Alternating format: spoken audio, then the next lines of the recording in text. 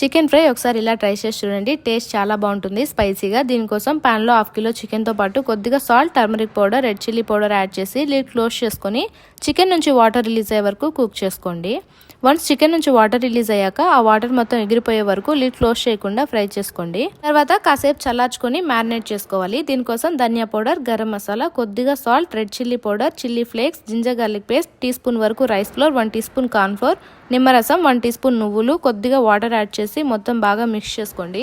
Chicken boil చేసుకునేటప్పుడు salt add చేసుకున్నాం కాబట్టి కొద్దిగా చూసుకొని యాడ్ చేసుకోండి. మ్యారినేట్ చేసుకున్న చికెన్ కి ఒక హాఫ్ అన్ అవర్ వరకు రెస్ట్ ఇచ్చి తర్వాత వేడివేడిగా ఉన్న ఆయిల్లో డీప్ ఫ్రై చేసుకోవడమే. చికెన్ ఆల్రెడీ కుక్ చేసుకున్నాం కాబట్టి హై ఫ్లేమ్ లో గోల్డెన్ బ్రౌన్ కలర్ వచ్చే వరకు కుక్ చేసుకుంటే సరిపోతుంది. చికెన్ ఆల్మోస్ట్ ఫ్రై అయిన తర్వాత కట్ చేసుకున్న గ్రీన్ చిల్లీతో పాటు కొద్దిగా కరివేపాకు కూడా యాడ్ చేసుకొని తీసేసుకోవడమే. టేస్ట్ చాలా బాగుంటుంది. ఒకసారి ట్రై చేసి తప్పకుండా కామెంట్ చేయండి. చికెన్ ఫ్రై ఒకసారి ఇలా ట్రై చేసి చూడండి.